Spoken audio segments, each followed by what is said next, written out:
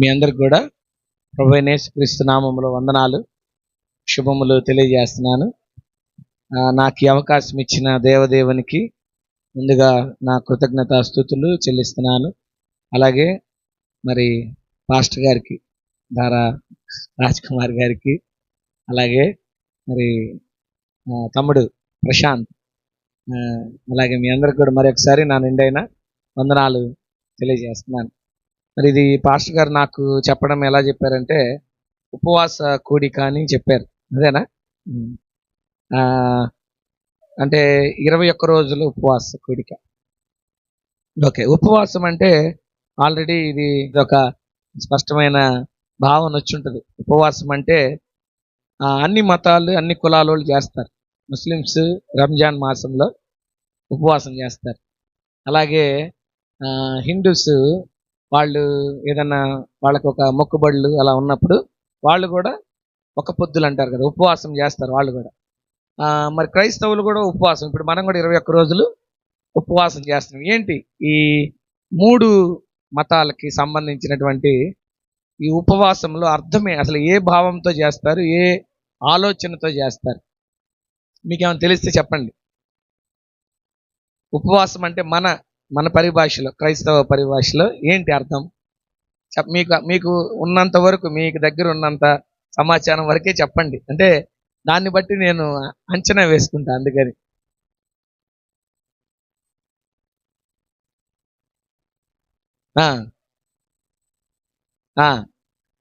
అదే ఉపవాసం అంటే ఈ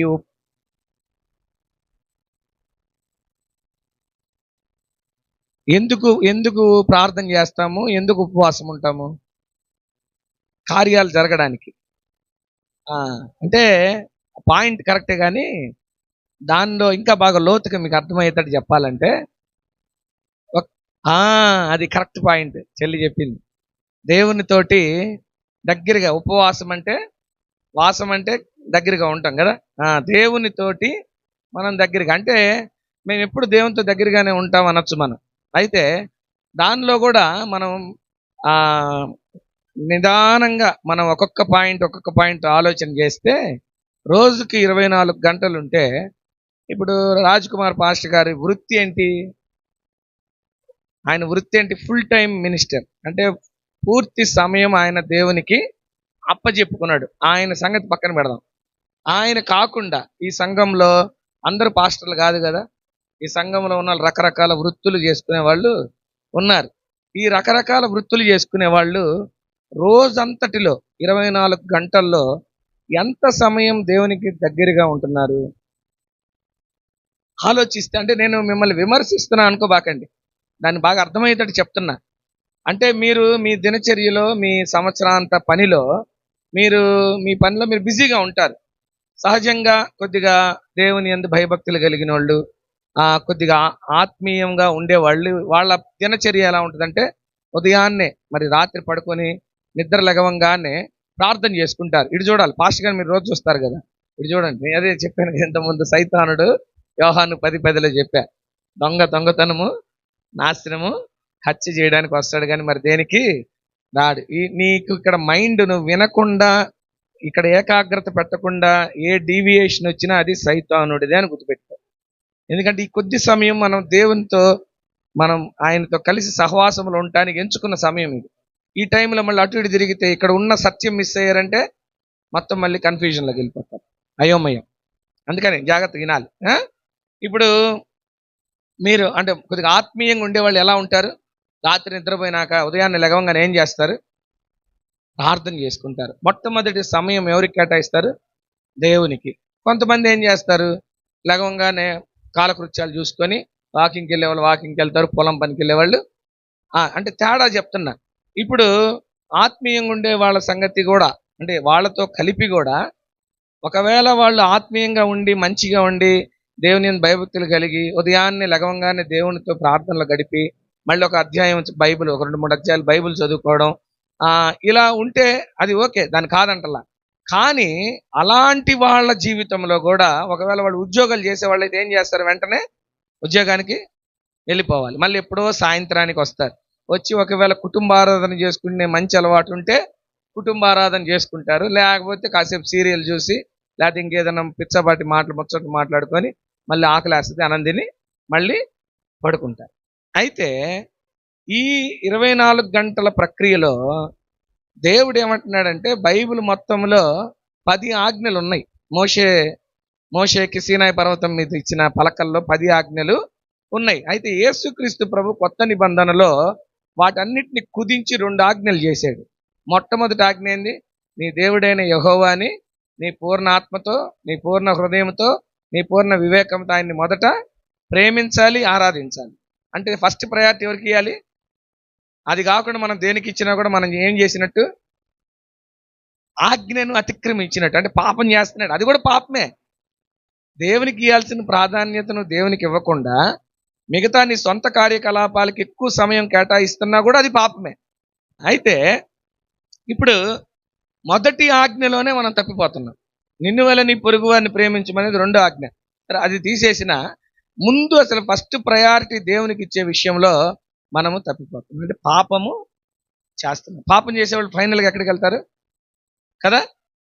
ఆజ్ఞ అతిక్రమమే పాపము. పాపం చేసి ప్రతివాడు పాపానికి దాసుడు. పాపము వలన వచ్చే జీతము ఏ మరణం? అది ప్రకటన 21:8 ఉంది. ఇది 2వ మరణం అని. అవిశ్వాసులు, అసఖ్యులు, వ్యభిచారం చేసేవాళ్ళు, అబద్ధాలు ఆడేవాళ్ళు, వీళ్ళందరూ కూడా అక్కడికి వెళ్ళిపోతారు. అయితే ఈ ఉపవాసము పాస్టర్ గారికి ఇచ్చిన తలంపుని బట్టి, దేవుడు ఇచ్చిన ఆలోచనని బట్టి ఈ 21 రోజులు ఉపవాసం అని పిలుపు ఇవ్వడం దేవుడు నిజంగా మన సంఘానికి దేవుడిచ్చిన ఆశీర్వాదం. ఎందుకు చెప్తానంటే, చాలా మంది పాస్టర్స్, చాలా మంది సంఘాల్లో ఎలా ఉంటుందంటే, వాళ్ళు ఏదో కార్యక్రమాలు పోతా ఉంటారు, కానీ ఇటువంటి ఉపవాస దినాలని ఇటువంటి షెడ్యూల్ కొన్ని సంఘాల్లో ఉండదు. వాళ్ళు ఆదివారం వస్తే ప్రార్థన చేసుకోవడం, లేకపోతే విజ్ఞాపన ప్రార్థన, స్త్రీల కోడిక ఇవి చేసుకుంటారు. కానీ యవనస్తుల కోడికలు, ఇటువంటి ఉపవాస ప్రార్థనలు చాలా సంఘాల్లో ఉండవు. ఈ ఉపవాస ప్రార్థన పిలిపి ఇవ్వడం నిజంగా ఈ సంఘానికి ఆశీర్వాదకరం. అలాగే ఈ ఉపవాస కూడికి పోయిన ఆదివారం ఈ సంఘానికి ఎంతమంది వచ్చి ఉంటారు? నాకు తెలిసి ఈ చర్చి పట్టి ఉండదు, బయట కూడా కూర్చొని ఉంటారు. మరి ఉపవాస కూడికి ఎంతమంది వచ్చారు? చర్చిలో సగం మందే ఉన్నారు. అంటే దాని అర్థమైంది, పెళ్లి, దేవుడు కుమారుడు ఆయన పరలోకంలో పెళ్లి పెట్టి పిలుస్తాడంట. అంటే ఎవరినైతే ఆహ్వానించారో వాళ్ళని పిలుస్తాడు. వాళ్ళు ఎవరు రాకపోతే ఏం చేస్తాడు? ఊళ్ళో ఉన్న వాళ్ళందరినీ పిలువ అంటాడు. ఊళ్ళో ఉన్న వాళ్ళందరూ వచ్చిన తర్వాత ఎవరు పెళ్లికి పిలబడిన వాళ్ళు ఎవరు? వాళ్ళు. కానీ వచ్చింది ఎవరు? అంటే రేపు 2వ రాకడ విషయంలో, లేకపోతే నువ్వు ఈ భూమిని విడిచిపెట్టి పరలోకానికి వెళ్ళే విషయంలో కూడా క్లారిటీ ఉంది మనకి. ఏంది? ఎవరైతే దేవునికి ప్రాధాన్యత ఇచ్చి దేవుణ్ణి ప్రేమిస్తారో వాళ్ళకే దేవుని యొక్క దీవెనలు ప్లస్ పరలోకానికి సంబంధించిన అర్హతలు, యోగ్యతలు అన్ని కూడా వాళ్ళకే చెల్లుతాయి. ఈ ఈపురపాలెం, అదే ఇప్పుడు మనం చెప్పాం కదా, తోటవారిపాలెం ఈ సంఘంలో చాలా మంది ఉంటారు. కానీ ఈ కూడికి ఎంతమంది వచ్చారు? మీరు మనందరం కూడా దేవుని ప్రణాళికలో, దేవుడు ఒకవేళ నువ్వు తొట్టులతో, మనిషి అన్నాక బలహీనతలు ఉంటాయి, నువ్వు తొట్టుపాట్లు ఉంటాయి, నువ్వు పాపాల్లోకి వెళ్తుంటావు. అయితే ఈ మీటింగ్లో దేవుడు నిన్ను కూర్చోబెట్టాడంటే దాని అర్థమైంది, దేవుడికి నీవు నశించిపోవడం ఇష్టము. సో ఇప్పుడు మనం ఈ ధ్యానం చేసుకునే పోయే ఈ వాక్యము, ఈ సత్యము మనల్ని చాలా బంధకాల నుంచి విడిపించే స్వతంత్రులుగా చేస్తుంది. సో ఇటువంటి సత్యము నీకు వినిపింపజేస్తున్నాడు అంటేనే దేవునికి నువ్వంటే ఎంతో ప్రేమ, ఇష్టమని అర్థం చేసుకోవాలి. కాబట్టి జాగ్రత్తగా వింటే మనకు అర్థం. జకరియా గ్రంథము ఎందుకు అసలు ఈ ఉపవాసాలు? పాత నిబంధన గ్రంథంలో జకరియా గ్రంథము 7వ అధ్యాయం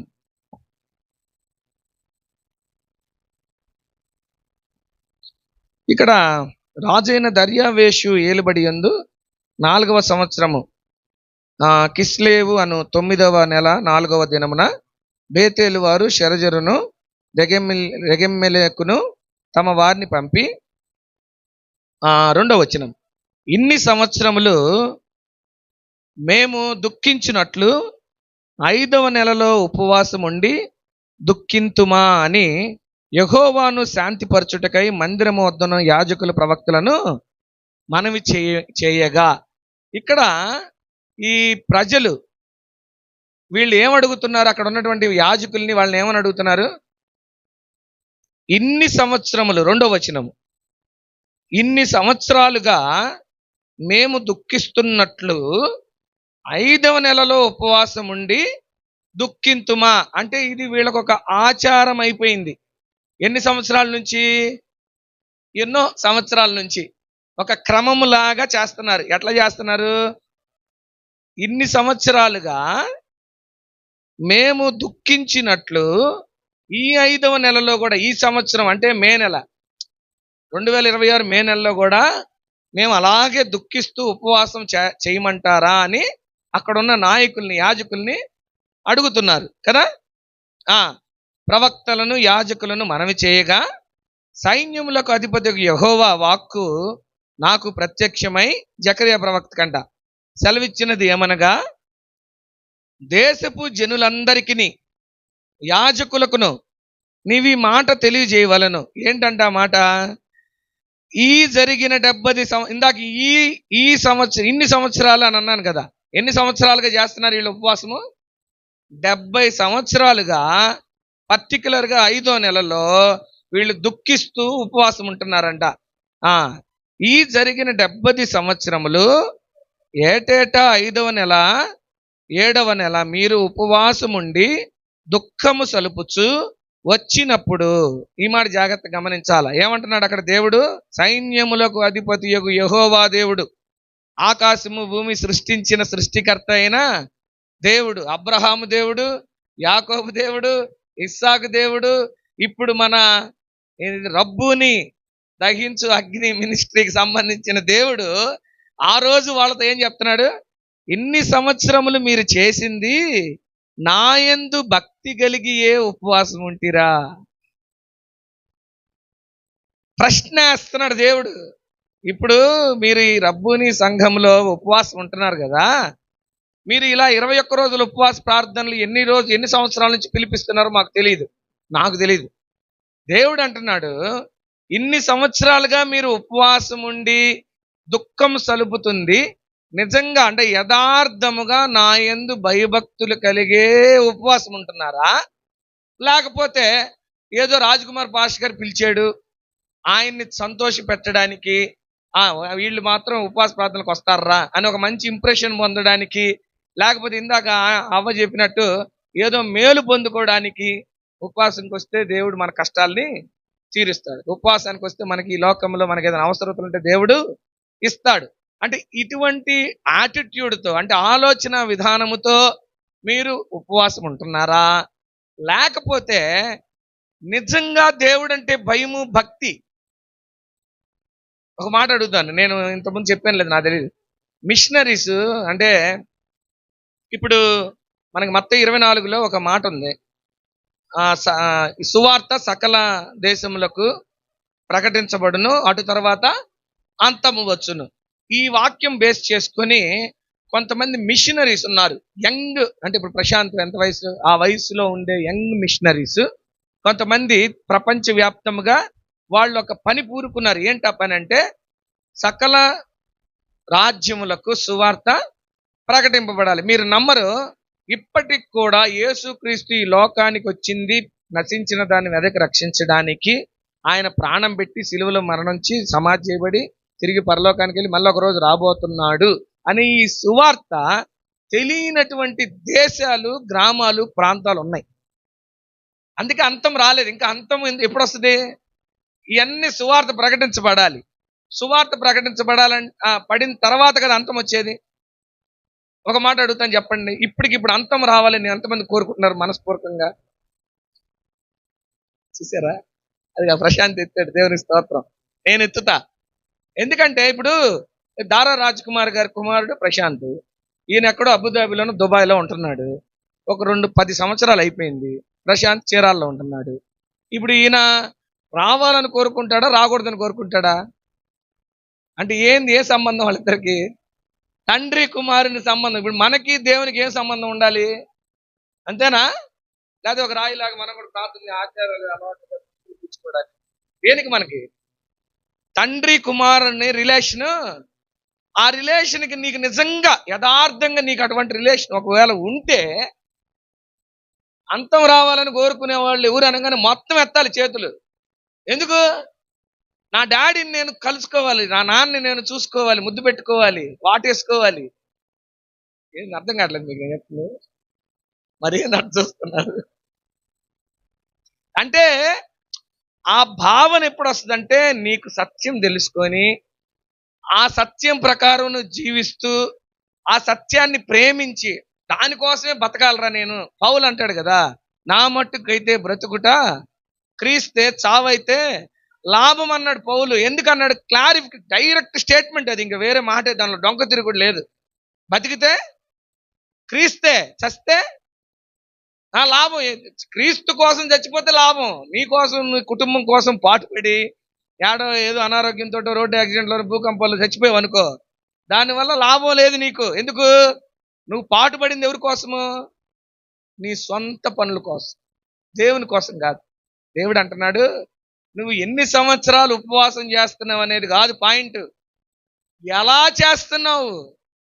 నిజంగా దేవుని యందు భయభక్తులు కలిగి ఉండి చేస్తున్నావా, లేకపోతే ఆచారం అలవాటుగా మా సంఘంలో 21 రోజులు ఉపవాసం జరిగిద్దండి, మేము వెళ్తామండి వస్తామండి, దీనికోసం అయితే మాత్రం ఇది వేస్ట్ అంటున్నాడు దేవుడు. ప్రియమైన దేవుని బిడ్డలారా, ఒకసారి మనము అసలు ఆ రోజే వీళ్ళు ఉపవాసం ఎందుకు చేస్తున్నారు అనేది కూడా తెలుసుకోవాలి.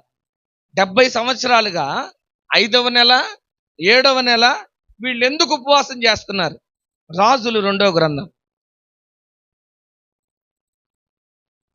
రాజులు 2వ గ్రంథము 25వ వచనం, 25వ అధ్యాయం 25వ వచనం. అందరు తీయాల, తీశారు అందరూ? సిస్టర్ బాగా ఫాస్ట్గా ఉన్నారు, కొంతమంది స్లోగా ఉన్నారు, వాళ్ళని కూడా తీనియండి. 2వ రాజుల గ్రంథము 25వ అధ్యాయం 25వ వచనం. అయితే 7వ మాసమందు రాజవంశజుడగు ఎలీషామాకు పుట్టిన నెతన్యా కుమారుడైన ఇష్మాయేలు 10 మంది మనుష్యులను పిలుచుకొని వచ్చి గెదల్యా మీద పడగా అతడు మరణమాయను. మరియు మిస్పాలో అతని యొద్ద ఉన్న యూదులను కల్దీయులను అతడు హతం చేసెను. అప్పుడు కొద్దివారేమి గొప్పవారేమి జనులందరూ సైన్యాధిపతులను లేచి పారిపోయారు. ఇది సుమారు 586 సంవత్సరాల క్రితం, అంటే క్రీస్తుకు పూర్వం. చరిత్ర 2గా విభజించబడింది కదా, క్రీస్తు పూర్వము, క్రీస్తు శకము. క్రీస్తుకు పూర్వము 586 సంవత్సరాల క్రితము, అంటే అప్పుడు యేసుక్రీస్తు పుట్ల 586 సంవత్సరాల క్రితము ఈ యెరూషలేం అంతా కూడా నాశనం అయిపోయినాక ఈ మిగిలిన ఈ యూదా ప్రజలని, యెరూషలేం నివాసులని రూల్ చేయడానికి ఈయన అధిపతిగా ఉన్నాడు. ఎవరు? గెదల్యా అనే అతను. ఈ గెదల్యా అనే అతను చాలా మంచోడు, అంటే బైబిల్ చెప్తుంది ఈయన చాలా మంచి వ్యక్తి. ఎటువంటి వ్యక్తి అంట? అప్పట్లోనే ఈయన కూడా సువార్త ప్రకటన చేసేవాడంట. అబ్బాయి, మీరు రాజు మాటకు లోబడకుండా రాజుని ఎదిరించి జీవిస్తే మీరు సంతోషంగా ఉండలేరు. కాబట్టి రాజు దేవుని యందు భయభక్తులు కలిగినాడు, కాబట్టి మీరు కూడా రాజుని అనుకరిస్తూ ఆయన చెప్పిన మాటలకు మీరు కూడా లోబడతా ఉంటే మీకు మంచి జరిగిద్ది అని ఇటువంటి మంచి మంచి మాటలు చెప్పే ఒక మంచి వ్యక్తి అంట. అలాగే మనం ఇర్మియా ప్రవక్త గురించి వింటాం కదా. ఇర్మియా ప్రవక్త గురించి విన్నారు ఎప్పుడైనా? ఈ ఇర్మియా ప్రవక్తని అప్పుడున్నటువంటి పాలకులు చాలా సందర్భాల్లో ఆయన్ని చంపాలని చూశారు. ఆయన్ని చెరసాల్లో వేయడం చూస్తాం. ఈ చెరసాల్లో వేసిన సందర్భాల్లో, ఆయన్ని చంపాలని చూసిన సందర్భాల్లో ఈ గెదల్యా అనే అధిపతి ఇర్మియాకి చాలా సార్లు సహాయం చేశాడంట. ఇర్మియా మంచోడేనా? ఇర్మియా మంచోడేనా? దేవుని బిడ్డ, దేవుని ప్రవక్త. దేవుని ప్రవక్తకి సహాయం చేసేటంటే మరి ఈయన మంచోడా చెడ్డోడా? మంచోడు. ఈయనని ఆ ఇష్మాయేల్ అనేవాడు 10 మందితో వచ్చి అటాక్ చేసి చంపేశాడు. ఆయన జ్ఞాపకార్థముగా 70 సంవత్సరాలుగా వీళ్ళు ఉపవాసం చేస్తున్నారు. ఇది ఆచారమా, అలవాటా, లేకపోతే నిజంగా దేవుని యందు భయభక్తా? ఆచారం. అందుకనే ఒకసారి మన పేతురు రాసిన మొదటి పత్రిక పైన 14 నేను పరిశుద్ధుడనై ఉన్నాను గనుక మీరును పరిశుద్ధులై ఉండుడని వ్రాయబడి ఉన్నది. కాగా మీరు విధేయులకు పిల్లలై మీ పూర్వపు అజ్ఞాన దశలో మీకుండిన ఆశలను అనుసరించి ప్రవర్తింపక మిమ్మల్ని పిలిచిన వాడు పరిశుద్ధుడయ్యున్న ప్రకారము మీరును సమస్త ప్రవర్తన యందు పరిశుద్ధులై ఉండుడి.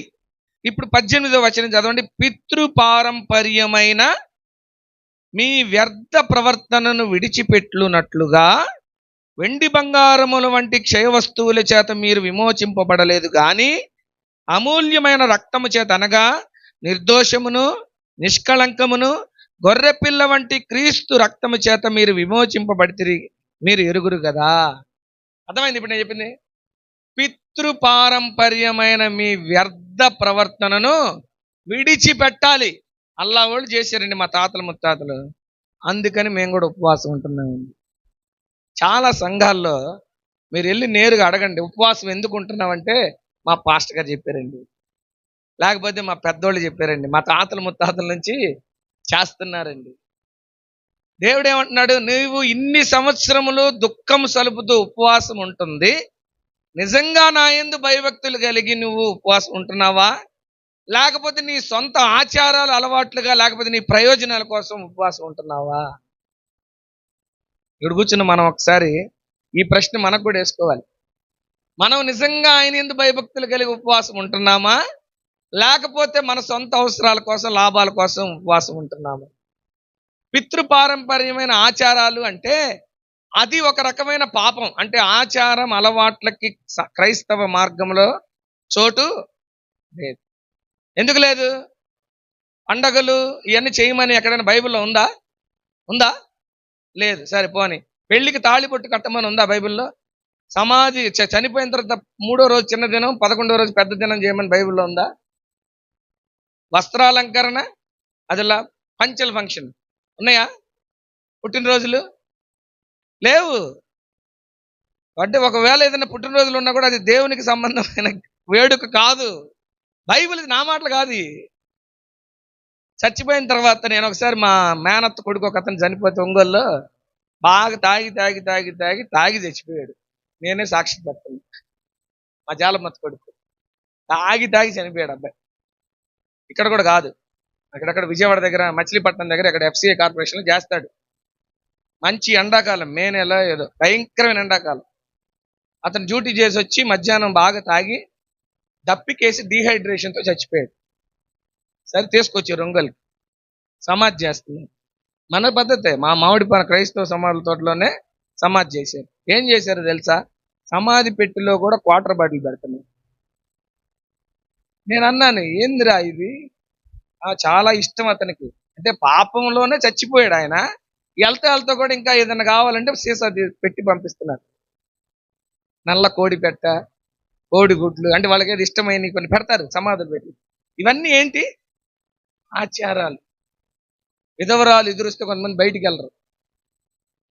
క్రైస్తవులు పెళ్లి రోజులు, పెళ్లి ఏదైనా ఫిక్స్ చేసుకో, శుభకార్య గృహప్రవేశాలు, ముందు సిద్ధాంతనో ఎవడో వాడికి పరిచయం అయిన వాడిని అడిగి డేట్ మంచి రోజుగా చూసుకొని అప్పుడు పాస్టర్ గారికి చెప్తారు, అయ్యా ఫలానా రోజు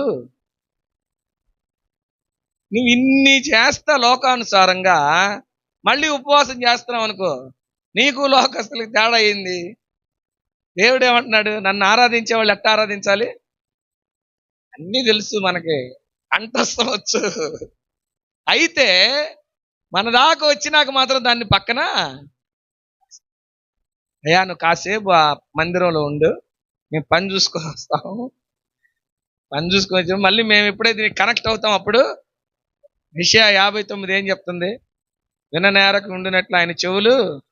ఎందుకు నీ ఉపవాస ప్రార్థనలు వృధా పోతున్నాయి అంటే నీలో యథార్థత లేదు.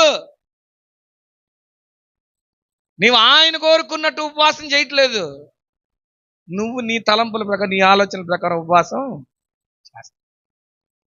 దేవుడు అంటున్నాడు అక్కడ, ఇప్పుడు చదువుకున్నాం కదా పేతురు మొదటి, ఆయన పరిశుద్ధుడు గనక ఆయన పరిశుద్ధుడు అయ్యున్న ప్రకారం మీరును ఎట్లా పరిశుద్ధంగా ఉండాలంట? సమస్త ప్రవర్తన. మందిరంకి వచ్చినప్పుడే పరిశుద్ధంగా ఉండని చెప్పాల బైబిల్లో. ఏమనుంది? సమస్త ప్రవర్తన. అంటే నువ్వు పొద్దున లేచిన కాడ నుంచి నువ్వు రాత్రి పడుకునే వరకు, నువ్వు పుట్టిన కాడ నుంచి నువ్వు చచ్చిపోయే వరకు సమస్త ప్రవర్తన యందు పరిశుద్ధముగా. ఎట్లా పరిశుద్ధంగా ఉంటావు చెప్పు నువ్వు? ఎప్పుడు పరిశుద్ధంగా ఉంటావు చెప్పరేంది? పరిశుద్ధంగా ఎలా ఉంటాం మనం చెప్పండి? ఎలా ఉండగలుగుతాము? ఎప్పుడు ఉండగలుగుతాం? పోనీ దేవుని మందిరంలో ఉంటేనా? వాక్యం నీ హృదయంలో ఉన్నప్పుడు. యోహాను సువార్త 16వ అధ్యాయం 8వ వచనం. ఆయన వచ్చి పాపమును గూర్చియు నీతిని గూర్చియు తీర్పును గూర్చియు లోకమును ఒప్పుకొన చేయును. ఆయన వచ్చి, ఈయన ఎవరు? ఈయన ఆయన అంటే ఎవరు చెప్పింది? దేవునికి స్తోత్రం. యేసు ప్రభు కాదు అక్కడ ఆయన అంటే. తండ్రి కుమార పరిశుద్ధాత్మ త్రియేక దేవుడు ఉన్నాడు కదా, ఆయనలో ఒకడైన పరిశుద్ధాత్ముడు. ఈ పరిశుద్ధాత్ముడు నీ హృదయంలో అప్పటికి నువ్వు అంటే ముందుగా బేస్ ఏంటి? యేసుక్రీస్తు ప్రభు ఈ లోకానికి యోహాను 3:16 ఏం చెప్తుంది? లోకముని ఎంతో ప్రేమించును కాగా ప్రతివాడు లోక 19:10 నశించిన దానిని వెదకి రక్షించడానికి. అయితే ఈ మార్పు నీలో ఎప్పుడు వచ్చింది? ఆ పరిశుద్ధాత్ముడు ఎప్పుడైతే నీ హృదయంలోకి వస్తాడో, ఇక్కడేం చెప్తుంది? ఆయన వచ్చి, చదువమ్మా యోహాను 16. ఆయన వచ్చి, ఎవరు? పరిశుద్ధాత్ముడు నీ లోపలికి వచ్చి పాపమును, నీవు చేస్తున్న పాపము గూర్చి, నీతిని గూర్చి, తీర్పును గూర్చి, లోకమును అంటే నిన్ను ఒప్పుకునేటట్టు చేస్తాడు. నేను పాపిని, నేను పాపం చేస్తున్నాను, నా దేవుణ్ణి దుఃఖ పెడుతున్నాను, నాలో ఉన్న పరిశుద్ధాత్మని చంపేస్తున్నాను, దేవునికి దూరంగా నేను వెళ్ళిపోతున్నాను, ఇవన్నీ నేను తప్పులు చేస్తున్నాను, ఇక మీదట చెయ్యను. ఎందుకు? పరిశుద్ధాత్ముడు నాలోకి వచ్చి ఆయన క్రియ మొదలు పెడుతున్నాడు, పని చేస్తున్నాడు అనడానికి రుజువేంటి? నువ్వు పరిశుద్ధంగా బతకడం, పాపం లేకుండా బతకడం. దేవుని ఇందాక చెప్పాను కదా, ఎవరు ఈ లోకం ఇప్పుడు అంతమైపోవాలి కోరుకుంటున్నారు అనగానే తక్కువ మొత్తం ఎత్తుతారు. అప్పుడు ఎందుకు? అప్పటికి పరిశుద్ధాత్మ మనలోకి వస్తాడు, కార్యం చేస్తాడు. అప్పుడు మనకి ఈ లోకం మీద, ఈ లోకంలో ఉన్న సంబంధాల మీద, ఈ లోక అవసరాల మీద మనకి ఆశ, కోరిక ఉండవు. ఎప్పుడెప్పుడు నా తండ్రిని చూస్తాను, ఎప్పుడెప్పుడు రాకడ వస్తుంది, నేను ఎప్పుడెప్పుడు చచ్చిపోతాను, ఈ తలంపు వస్తుంది.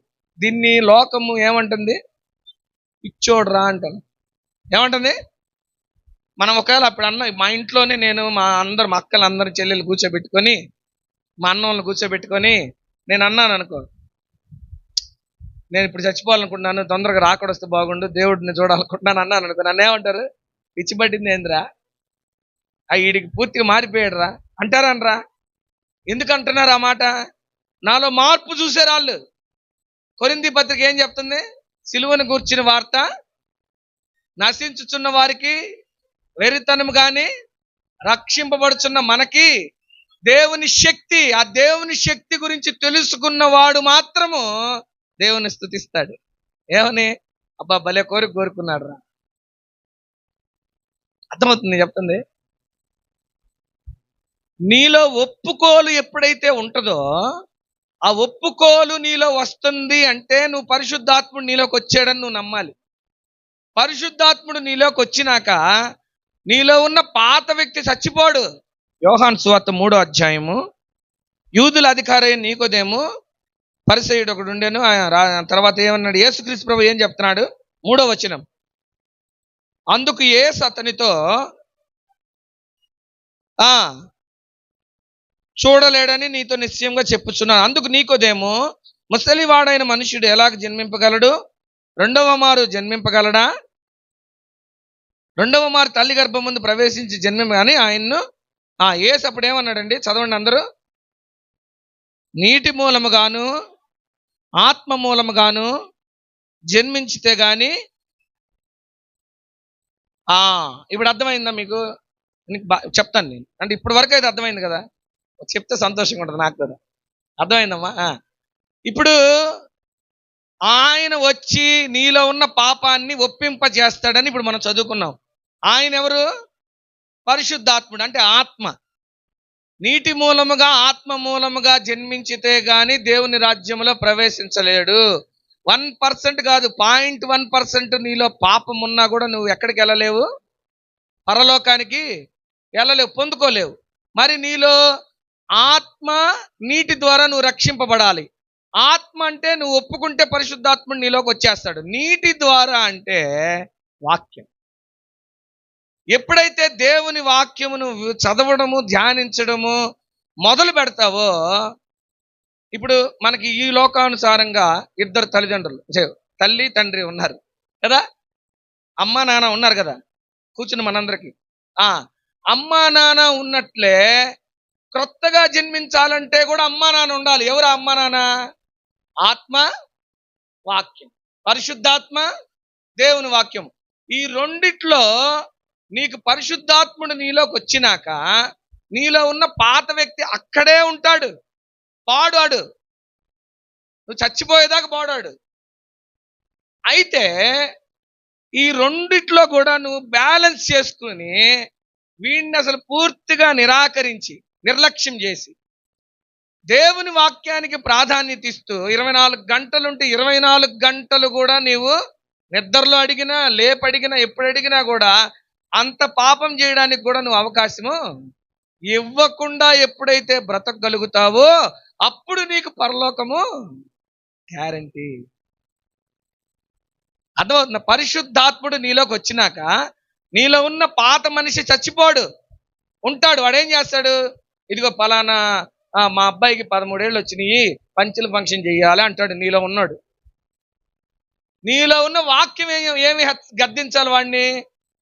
మనం దేవుని కుమారులమి. దేవుని కుమారులు అంటే ఉందిగా, యోహాను సువార్తలో ఉందిగా, 1వ అధ్యాయంలో ఉంది కదా, చూస్తాం ఒకసారి. యోహాను సువార్త 1వ అధ్యాయము 12వ వచనంలో ఏముంది? తనను ఎందరు అంగీకరించిరో వారందరికీ, అనగా తన నామమందు విశ్వాసం ఉంచు వారికి దేవుని పిల్లలగుటకు ఆయనకు అధికారము. ఇప్పుడు మరి ఆయన నామమందు విశ్వాసం ఉంచుతున్నాం కదా, మనము ఉంచుతున్నావా లేదా? మరి మనందరం ఎవరివి? దేవుని కుమారులమే. నీలో పరిశుద్ధాత్ముడు ఉండి నీలో దేవుని వాక్యం గనక ఉంటే, నింపుదల ఉంటే, నీవు ఈ లోకానికి సంబంధించిన ఎటువంటి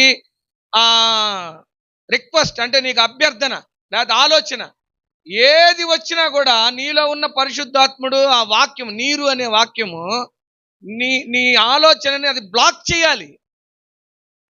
బ్లాక్ చేయగలిగితేనే నువ్వు మారు మనసు పొందినట్టు.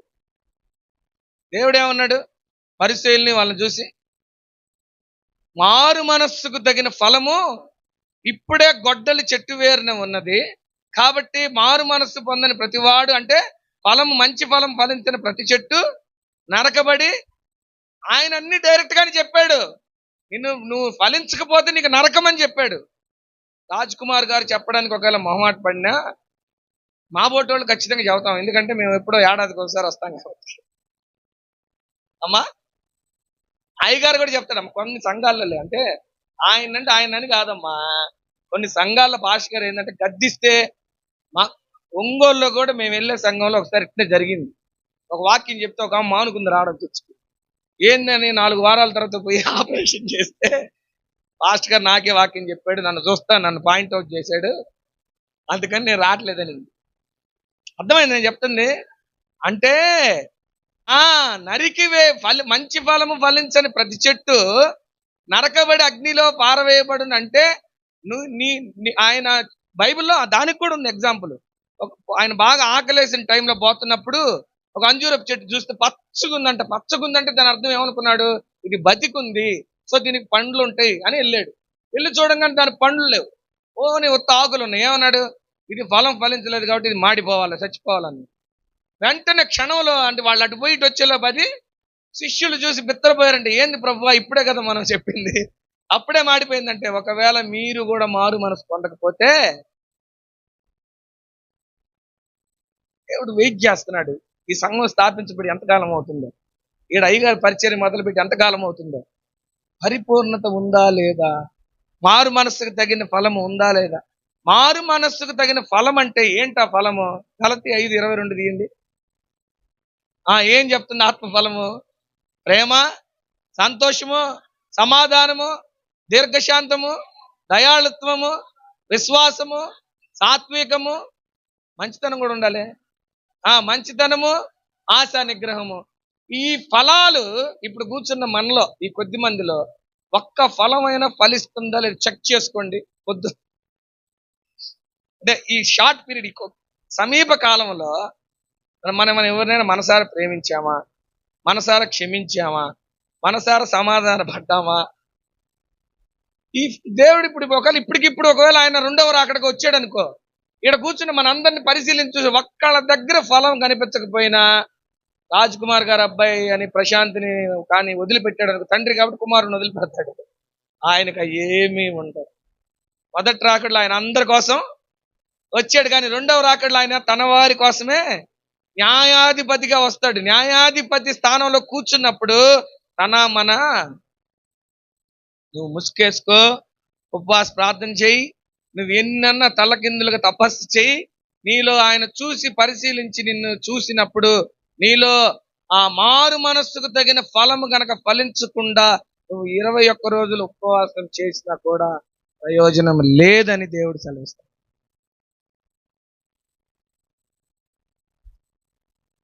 ఈ నీటి ద్వారా, ఆత్మ ద్వారా నువ్వు కొత్తగా జన్మించాలంటే వాక్యం నీలో ప్రభావితం అవ్వాలి. అది నువ్వు చదువుకుంటూ పోతే సిలబస్ పూర్తయ్యే సబ్జెక్ట్ కాదు. అది ఇంటర్మీడియట్ 10th ఎంబీబీసీలో సిలబస్ కంప్లీట్ చేస్తే నీకు అది అయిపోద్ది కోర్సు. ఇది అట్లా కాదు. ఇది ఎప్పుడు కూడా ఎప్పటికీ ఏ రోజు కారోజు ఫలిస్తూ ఉండాలి. ఏ రోజు కారోజు నువ్వు బ్రతికినంత కాలం ఈ ఫలింపు నీలో లేకపోతే, యోహాను రాసిన మొదటి పత్రిక 2:15 చదవండి. ఈ లోకమునైనను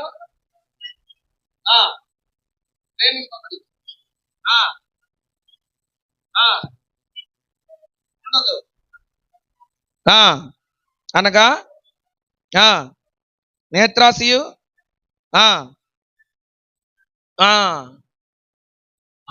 అర్థమవుతుందా? ఈ లోకములో ఉన్న లోకమునైనను ప్రేమిస్తూ నేను ఉపవాసం ఉంటున్నానంటే ప్రయోజనం లేదు. ఈ లోకములో ఉన్నదంతా శరీరాశ, నేత్రాశ, జీవపడం, ఇవేవి కూడా తండ్రి వలన కలిగినవి. మొదటి పేతురు రాసిన మొదటి పత్రిక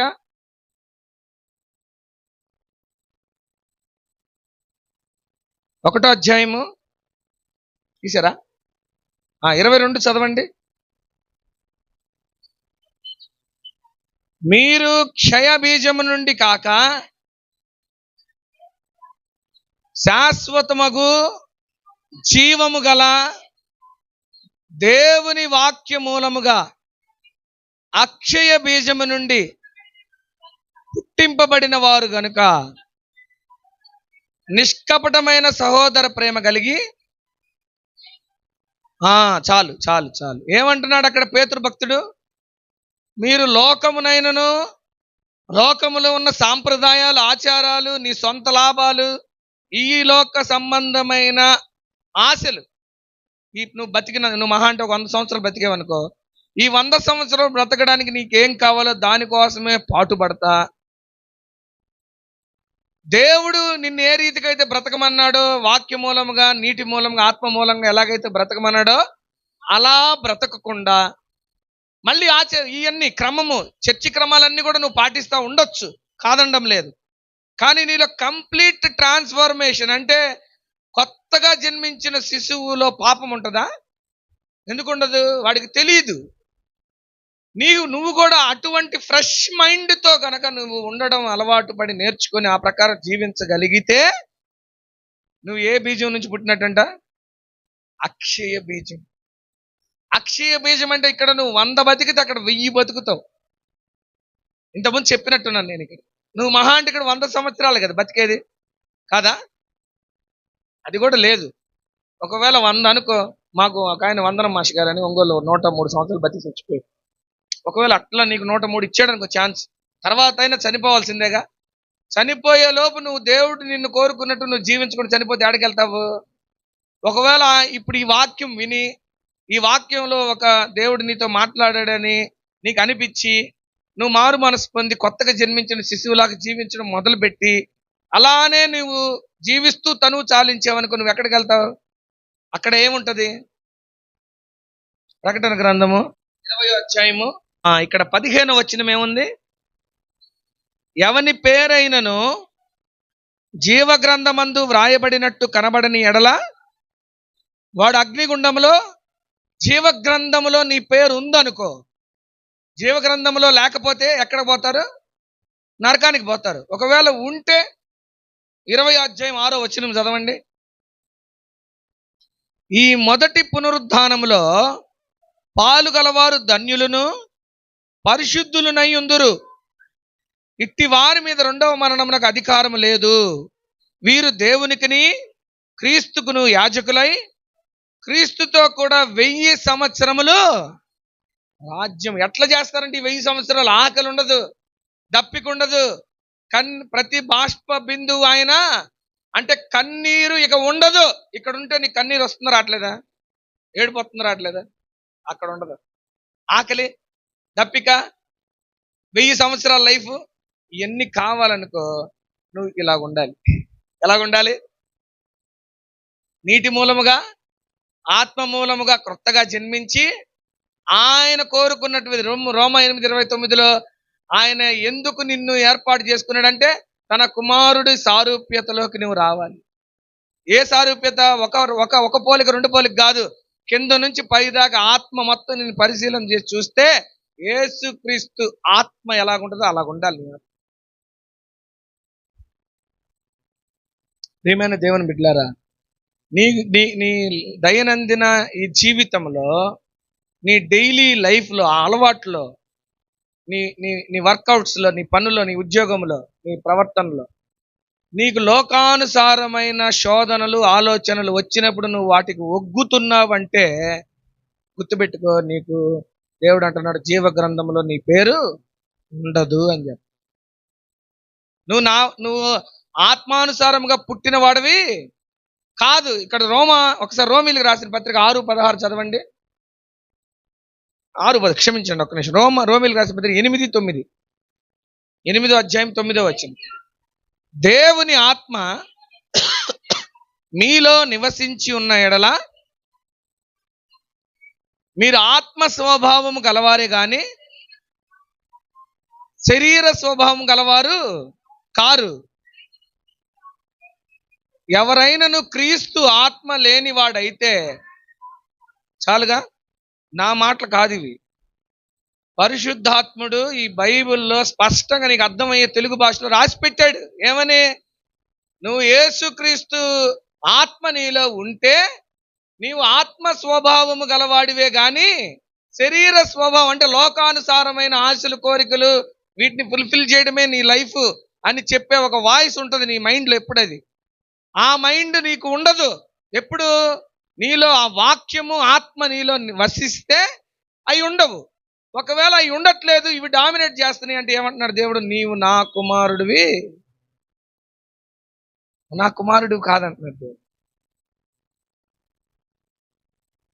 ఇప్పటి నుంచి రేపు అయ్యగారు ఉపవాస ప్రార్థనలు అనగానే నీకేమనిపించాలి? ఏంది అయ్యగారు ఎప్పుడు పెడతారు ఉపవాస ప్రార్థనలు అని అనిపించాలి. అబ్బా పెట్టాడా, నాకు బిజీ టైంలో పెట్టాడే అనిపించవచ్చు. నీకు ఆ 2 భావాల్లో రెండో రకమైన భావన వస్తుందంటే దేవుడు అంటున్నాడు you are not my child, నువ్వు నా బిడ్డవు కాదంటున్నాడు. మనం బతుకుతుంది ఎందుకు? మందిరాలకు వస్తుంది ఎందుకు? ప్రార్థనలు చేస్తుంది ఎందుకు? మన బతుకంటే ఎందుకు ఈ రకంగా బతకడం? దేవుని కుమారుడు అనిపించుకోవడానికే కదా, కాదా అమ్మా? ఆ రాజ్యంలో ఉండాలంటే నీకేంది? ఆధార్ కార్డులో తండ్రి పేరు ఉండాలి. తండ్రి పేరు ఏముండాలి? యేసుక్రీస్తు ప్రభు కుమారుడు అని ఉండాలి. ఆయన అంటున్నాడు నువ్వు ఒకవేళ నువ్వు కాంప్రమైజ్ అయితే you are not my child, నువ్వు నా బిడ్డ కాదంటున్నాడు దేవుడు. ఏమన్నా అర్థం కానిది ఏమన్నా ఉంది ఇప్పుడు దాకా చెప్పిన దానిలో? ఇప్పుడు రోమ 16 6:16 చదవండి. ముగిస్తున్నాను నేను 2 నిమిషాలు. లోబడుటకు దేనికి మిమ్మును మీరు దాసులుగా అప్పగించుకుంటారో అది చావు నిమిత్తముగా పాపముకే గాని నీతి నిమిత్తముగా విధేయతకి, అంటే దేవుని మాటకు లోబట్టం. దేనికి మీరు లోబడుతురో దానికే దాసులగుదరని ఇప్పుడు ఆప్షన్ మన ముందు ఉంచాడు దేవుడు. ఇప్పుడు సమయం 1 గంట ఇంకా కాలేదు, 12:55 అయింది, అవుతుంది. ఈ లాస్ట్ మినిట్లో దేవుడు అంటున్నాడు, నీకు ఇప్పుడు ఇదంతా చెప్పా అర్థమయ్యేటట్టు. నువ్వు నీటి మూలంగా జీవించి, ఆత్మ మూలంగా జీవించి, జీవగ్రంథంలో నీ పేరు రాపించుకుంటావా? లేకపోతే ఇందాక నేను అన్నాను చూడు, అబ్బా పెట్టేసాడు ప్రార్థనలు, మనకు పనులు ఉన్న టైంలో పెడతాడు పాష గారు. అంటే నీ ప్రాధాన్యత పని మీద ఉంది, దేవుని మీద లేదు. ఇట్లానే యేసుక్రీస్తు ప్రభు వెళ్తున్నప్పుడు ఒక అతను అంటాడు, అయ్యా మా వాళ్ళు చనిపోయారు, నేను వాళ్ళు పాతి పెట్టి వస్తాను అంటాడు. ఏమంటాడు యేసుక్రీస్తు ప్రభు? మృతులని ఆ పని వాళ్ళు ఉన్నారు, నువ్వు నన్ను వెంబడించు అంటే ఏంది? Even your own father and mother died, నీ సొంత అమ్మ నాన్న చచ్చిపోయినా కూడా నువ్వు దేవుని పనిలో ఒకవేళ వాడబడాల్సి వస్తే అది ఎవరో ఒకరు చేస్తారు, నువ్వు మాత్రం దేవుని పనిలో. మొహమాటం లేదు దీనిలో. ఏంది నేను చెప్తున్నాను అనడానికి లేదు. ఎవరు చెప్పారు ఆ మాట? యేసుక్రీస్తు ప్రభువే చెప్పాడు. మృతులను పాతి పెట్టుకుంటారు, నువ్వు నన్ను వెంబడించు. దానిలో రాజీ లేదు. లోపట్టానికి నువ్వు దేనికి నువ్వు దాసులుగా ఒప్పుకుంటావు? నీతి నిమిత్తం విధేయతక, దేవుని మాటక, లేకపోతే చావు నిమిత్తము పాపాన్ని. ఎఫెసీ 5:15.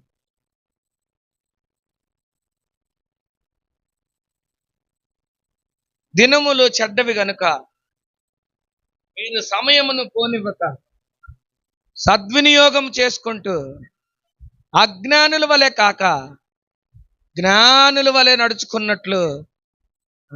ఈ ఉపవాస ప్రార్థన 2026 ఉపవాస ప్రార్థనకి ఉన్నోళ్ళు 2027 ఉపవాస ప్రార్థనకు ఉంటారో లేదో ఎందుకు చెప్తాను తెలుసా? ఒంగోలులో మా నాన్నగారితో పాటు ఎమ్మెల్యే చేశాడు వేమ ఎల్లయ్య గారని.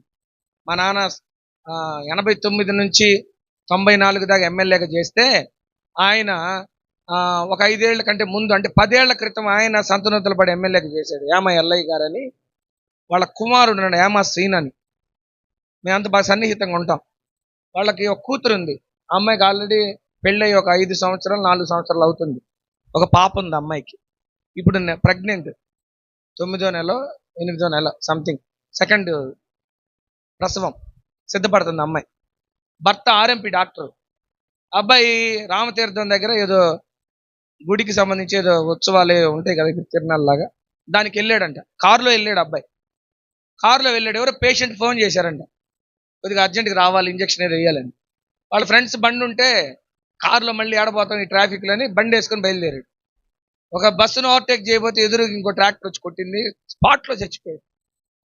వయసు 39 సంవత్సరాలు. అనుకున్నాడు చచ్చిపోతానని. దేవుడు ఏమంటున్నాడంటే, ఈ ఉపవాస కూడికలు 26 ఉపవాస కూడికలకు నువ్వు ఉన్నావు కరెక్టే, 27 ఉపవాస కూడికలు కూడా పెడతాడు అయ్యగారు. ఆ ఉపవాస కూడికలకు నువ్వు ఉంటావో లేదో గ్యారంటీ లేదయ్యా. సమయము లేదు, దినములు చెడ్డవి గనక సమయమును పోనివ్వక.